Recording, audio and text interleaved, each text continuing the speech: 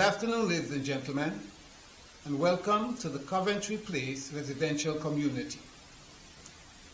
Today we are going to interview Mr. Robert Ruff, who is also a resident of this community. The interview will be conducted by Ms. Yvette Moore, who is a residential service coordinator.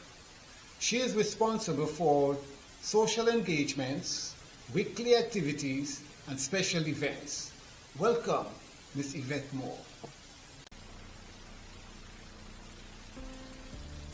A descendant of sharecroppers in South Carolina, whose resume reads like a storybook of achievements, a visual storyteller, a Picasso of modern times who taught himself how to paint pictures. Telling stories with his fingers, he's earned achievements and recommendations by many organizations like the Artist Collective, the YMCA, Capital Community College, Sands Corporation, the North End Senior Center, Carmen Erase Middle School, CREC, Capital Region Education Council, City of Hartford Youth Services, and many others. Introducing Mr. Robert Ruff. Good to see you, Mr. Robert. You too. It's always a pleasure. It is. It's my pleasure as well. We're here today. We want to get a glimpse into your humble beginnings and how you evolved to your present state. We want to hear about growing up in South Carolina up to the current work that you're doing right here at Coventry Place. Mr. Robert is a teacher right here at Coventry Place, and he conducts paint therapy classes with our residents throughout the week. So, Mr. Ruff, tell us, how did it all begin in South Carolina, especially considering the blatant racism that was taking place back during those times? Well, back then we lived on a plantation. Didn't have the word plantation outside, but everybody that lived there, they worked for the overseer, they shopped at his general store. So you couldn't leave because you were always in debt with them. But we left when I was 9 years old. I arrived in Connecticut. I turned 10, and 1 year later I went back to visit. And I hung out that day with the overseer's son, and he showed me some of his artwork. He told me some of the stories, and he played games with that. And that was what really made me excited about art. You know, I never forget, he made a picture of a little cowboy. It's a stick figure, a cowboy sitting on a fence with a lasso.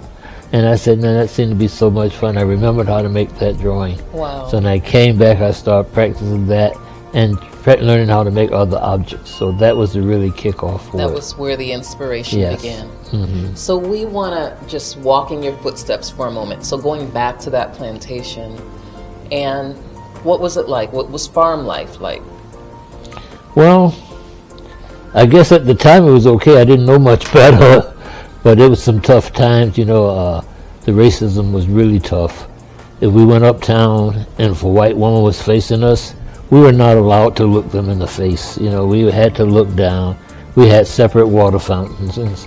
And if we went to a restaurant to order food, we had to go around to the back window and order our food from there. And you weren't allowed to go in and eat the right, food? No, we couldn't go in or sit down and eat, no. Wow. Mm-hmm. Wow. I believe that I heard something in your past about the overseer taking the property that was earned by your family. Well, back when my father was a sharecropper, he received certain stuff, but they used the tax system to take all that back from him. So he purchased it, or? Well, you know, he purchased a car for himself, a car for his two older sons, and he was doing quite well, but he eventually lost all the property that he had. But did he purchase that property, or was that given to him? Well, that was given to him. That was a part of the 40 acres and a mule. I see, I see. But then taken right back away from him. Yeah, so, you know, we supposedly had our freedom, but we still lived on the plantation. Again, my father, he was a pretty brilliant guy. He ran the farm equipment. He ran the general store. He pretty much was the original, rightfully the overseer. I see. But each year he would say, "Oh, son," they would say to him, "You did good this year. You broke even." So it's a funny thing. When we left there, we left at night. A lot of people would leave at night, and The Underground Railroad type? well, with not the Underground Railroad, we just left there at night, well, actually, my brother came up here. He went to work. He came back and got my father. But you had to sneak away. Is that why you left? Pretty at much night? so. Yeah, pretty much so. But you were free. Yeah, we were free. Yeah. Okay. So your father and mother took the whole family at that time and came to Connecticut? Yes. Okay. And you said you got to Connecticut when you were about 10 years old? Yes. Okay. And then one visit back down there? Yep. The following year we went back, Okay. and that's when I was kind of introduced to the art world. I see. That's when Sammy. Yes. And were you two about the same age? Sammy might have been maybe a year older than me, but Okay. we played together pretty much daily. And because he was a child, was there the racism there, or did he not show the He did not show it, but the system showed it. Our parents taught us the right behavior when we were out in the public. It might have seemed that it was tough, but the parents had to protect us, to keep us from the lynchings and stuff like that. Did you two have to sneak to be together to play? No, You were No. able to. we were able to play, but one of my older brothers, Richard, he was quite an athlete, and the overseer would take Richard with him and his son, to play baseball. Richard could actually go inside the house. Because he was a good baseball player. Yeah, he was a good athlete. He was a super athlete, and so Sammy wanted to be with Richard pretty much all the time. So I see. yeah. I see. You were very young back then, but what were some of the hurdles and the obstacles that you remember facing? Well, one thing that puzzled me a lot was that when we go to school, we would pass this beautiful brick building, block building, and it was the school for the white kids. And just before the school, there was a beautiful church there, and it was for the whites, and blacks could not attend. And it used to bother me, why would they have something like that? Why would God have a place that we couldn't go to? I didn't understand it at the time. But when I came here, I learned to feel that I was just as good as anyone, and if I had the opportunity to learn something, I could compete with anyone that was doing it. And one of my art programs, I was with the Salvation Army Senior Center, working with the seniors there, and they were all racist, and they really enjoyed my work. They treated me special, and They were all racist, but they treated you special? Oh, they wasn't racist. They weren't racist. This was here Okay. in Connecticut. Okay. Okay. They showed genuine love for me. And that was a different experience? Yeah, quite a different experience. Yes. So, and that made me feel like my talent was to be used to share with people. How old were you about that time? Oh, at this time I must have been in my late 40s, maybe early 50s. Okay. Yes. Okay. But prior to that, when you were a youngster, you were feeling inferior Yes. until your travels to Connecticut? Right. Okay. Okay. Well, we welcome you here. Thank you. Thank you. Now, you talked about your brother being athletic, but were you athletic as well? Yes, I was. In the 6th grade, I became one of the stars on the baseball team, and that got me a lot of attention, a lot of respect. And I actually went to college on a football scholarship. Wow, good for you. Yes. So you were doing both sports? Yes. I did baseball, track, and football. 3 sports. But my brother Richard was my inspiration. I thought he was the strongest man in the world. Thought nobody could beat him in a foot race, and nobody could hit a baseball better than him. So I wanted to be like my brother Richard. Yeah. Were you two in high school around the same time? No, Richard's actually 6.5 years older than I am. Okay. So he was your role model. Right. Okay. And unfortunately, he didn't get to go to school in Connecticut. I believe had he done so, he would have been a professional baseball player. Wow. He played the city baseball, kind of sandlot baseball. And he actually got a tryout, an invitation to come to try out for the Dodgers, you know. But he went there, he didn't have an agent or anything, so he got nobody seen him, nobody talked to him. So he came back to Hartford and got married. So he didn't go to take the college path like you did. Right, he didn't have that opportunity because he was out of school when he came here. I see. Yeah, he quit school and came here, you know. I see. So you were multi-talented. Athletics, 3 different sports, as well as your artwork. Painting and drawing, or a concentration in painting? Well, at the time, it was mostly drawing. Okay. I didn't know much about paint. I learned drawing. I learned how to shade with the pencil with graphite. And once I started doing the paint therapy classes, the students made me feel that I knew I was supposed to have all the answers. So when they would ask me something, some kind of way I would find the answer. And I think here at Coventry Place, I think my painting skills are about to catch up to my drawing skills. Wow. I think it's more therapeutic for me than them. I think it's therapeutic for all of us here, having you here. Yes. And we're so appreciative. And I didn't realize that your focus was drawing first, because you're just as good at painting. When you were in college, were you majoring in art? Yes. Okay. Yes. Okay. You were on an athletic scholarship, but you were majoring in the arts. Right. Okay. Yeah. It sounds like a busy, a busy schedule you had. It was quite an experience.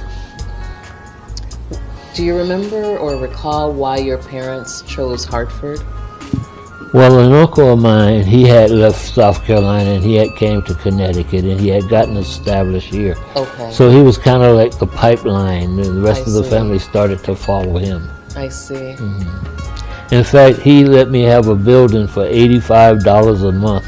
I had a studio, I had a gallery on the first floor, living quarters on the second floor, and storage place on the third. And I thank him so much for that. I could never have been an artist without that gift from him. What a great opportunity. Certainly was. And you put it to good use.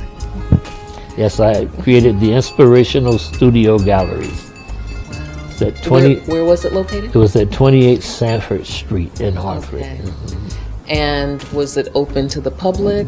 Yes, it was. I was receiving grants from the city of Hartford, and I was having youth come to my studio and take drawing classes there. Nice. So were you working with all age youth, younger children, teens, young adults? I started working with teens. Okay. And then one year the city said they wanted to give grants to people to work with adults. Okay. And I started working with the adults, and after that I didn't have to write grants anymore. They would just call me and tell me when to come to work and where to go to work. How nice. You earned that. Thank you. Do you have a preference between the little ones and the older adults, more mature adults? Well,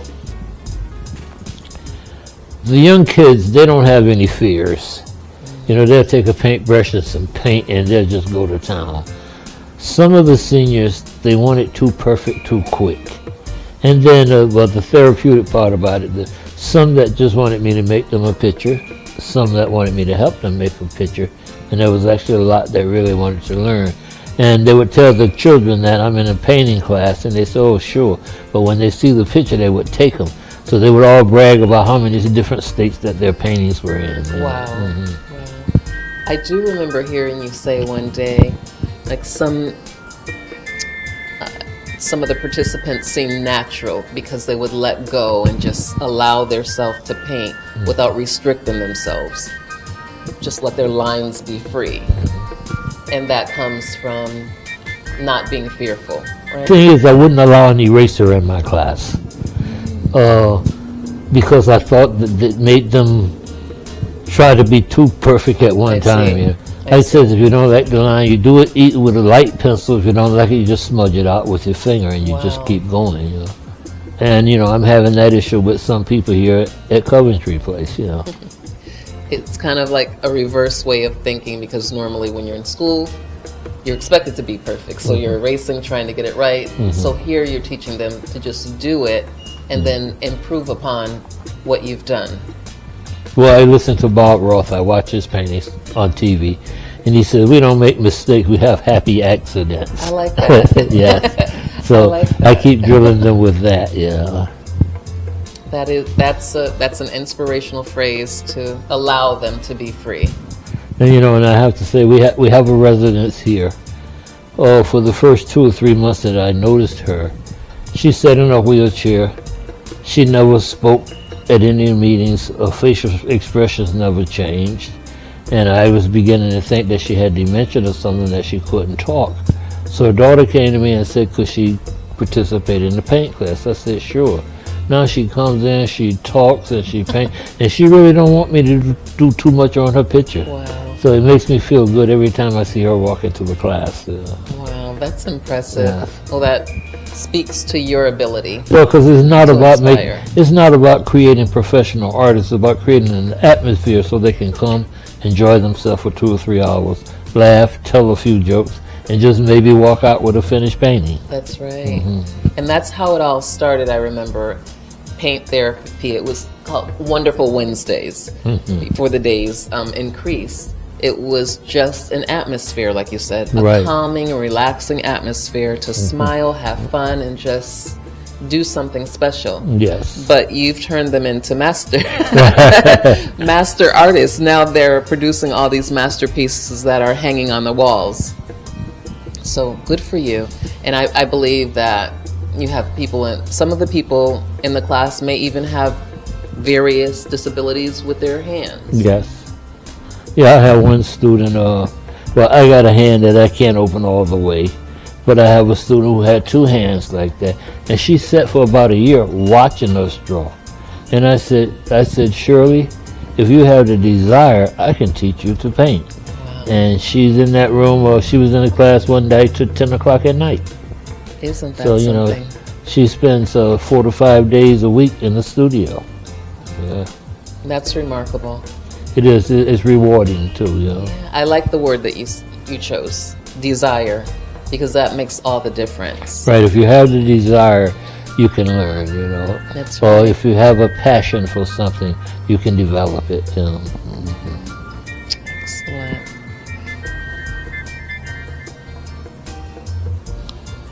So tell us about some of your international work. Well, actually, I only have one piece of international work. I was one of 8 artists hired to show Connecticut's involvement and black involvement in the bicentennial. And we depicted the Amistad slave revolt in 1839. And that collection was actually put on exhibit in Russia. So one of my pieces went to Russia. What period of time did that take place? This was, I believe this was in 1978 that the exhibit went to Russia. Yeah. Do you still have any of those pieces? I have a couple of prints left. Okay. Yeah, because I made lithograph reproductions of them, and I kept the originals belong to Amistad House. I see. But some of my drawings, I made copies and I sold the prints, and I kept the originals. You really have some beautiful pieces down the hallway, along the corridor down the hallway. Well, I just finished a piece last week, and I actually started it 49 years ago. Oh, Yeah. And you kept it intact until you were ready to revisit it? Pretty much so. I needed to refine some work on it, but the material is so old, it's not as crisp as I would like. But, I've signed it. I initially it unfinished, but it still looks presentable. Nice. What is that piece, if I may ask? It's called Dolores. There's a picture of a young lady, and in the background I have mountains and hills and the clouds. I call it my Mona Lisa. Oh. Yeah, Leonardo da Vinci had a background in that painting that kind of inspired me to try to do that. I've actually did more in the background on that painting than any picture that I had drawn at the time. So has Dolores been able to see it? Oh, my daughter sent her a photo shot of it, and it wasn't completed at that time. But I'm sure she'll probably see it soon. The end result. Yes. Yeah, I bet that'll make her happy to know that you're still working on that piece that you began. Yes. Tell us about your mural work that you've done. Well, I've done 4 murals, 3 here in Hartford, but they were AIDS awareness. I worked for Connecticut Prison Association, and we had a liaison that went to the prison, and it was a young artist that was working with them. He had started a painting. He had an idea for a painting, but he was shot and killed. So at one of our board meetings, I stood up and said, so they gave me the time to do it. We had someone go into the prison. They interviewed the inmates about AIDS and AIDS awareness, and I sat with the youth, and we came up with the scheme. AIDS, it was a target, so this, in Hartford, it was camouflaged images of people, and there was a rifle, and there was a target on the people, and it was called AIDS. And we did one for Hill House Health Center in New Haven. And I lived up on Sanford Street. Up the street there was a painting that was called I've Been to the Mountaintop. I have a drawing that was done from it in the hallway. And on my studio, I had a mural of my grandparents, the picture of John and Ethel Ruff there now. My grandfather was 17 feet tall on the picture. Oh my goodness. What a nice body of work. Well, actually, I got a grant from Capital Region Educational Council. They gave 10 youth an experience that they might not ever otherwise have, and they got $100 a week for 12 weeks to help me paint the mural. Oh, I'm sure they appreciated that opportunity. Yes. It was fun times, it was great. So was that during a summer program? Yes, when they were out of school for the summer. That was their summer employment. Okay. And I think you have shared some mentoring work that you've done with the youth. I don't know if that was that group of youth. Well, it was that group, but I also had one from the Veteran Administration. Okay. I had a veteran that was having some issues, and he wanted to become an artist, so they paid me to work with him one-on-one. They paid him to take the class, and they paid me to teach it. So, The Veterans Association? And so it was just an at-risk youth? No, he had been in the service. He was out. He was married, had a family. Okay. But he was just having some issues, I guess, from Vietnam or whatever it was. I see. Post-traumatic stress. Yeah, and they thought that the art would benefit him. Wow. So he spent a couple of years with me. And did the art benefit him? Yes. Wow. You shared that you've done some collaborations with PM Magazine and CPTV. You want to talk a little bit about those experiences? Well, at one time I made 7 newspapers in a row, 7 weeks in a row. And I was featured on ABC, NBC, and CBS. Oh, you're famous. Well, with PM Magazine, the week started with O.J. Simpson and the famous chase. Well, they called it a chase. Oh, during that period. And I finished that show that Friday. So they came into my studio. They interviewed me. I had a bird. I used to let the bird out the cage, and he'd sit on my shoulder and watch me paint. Isn't that something? Yeah. Isn't that? And that was PM Magazine. Yeah, PM Magazine. Yeah. And CPTV. Well, they just did a story on my artwork, a story about my mural paintings and stuff like that. They covered the murals. Right, yeah. Okay. Could you share some of the changes that you've seen in this city that you've noticed over the period of time? Well, some of the changes I was not too proud of for a while, because when I came to Connecticut in the late 50s, downtown Hartford was a beautiful place. We had 3 or 4 movie theaters, and we had CYC, we had the basketball programs, and there was a lot for the youth to do. Then we got to a period where there was nothing for them to do. Crime grew, but now it seems to be going back the other way now. They seem to be working things out now. And other than here, where we appreciate you at Coventry Place doing the paint therapy, are you doing classes other places within the area? Sometimes, Okay. yeah. Okay. You know, for a while I was doing the senior summer camp, where all the seniors from different centers, they would meet at Elizabeth Park Pond House. Oh, that's nice. And I would do an art group there. And I must have did that for about 10 years, you know. So. Okay, Elizabeth Park Pond Yes. House. That seems like a nice setting to do for We painting. started off at Keeney Park Pond House. Okay. And then we had a year or two where we were over at Pope Park. But when we went to Elizabeth Park, then they were there until the end of the program. You know. And so was that during the summer or year During the round? summer. Okay. It was from July 5th to August 28th. You've touched a lot of people. Well, I've been touched by the experience. It has made me a much better person. I want to express our appreciation for you answering the call, coming to share the many talents that you have, whether it's drawing, painting, or being in a calm environment and just being an inspiration.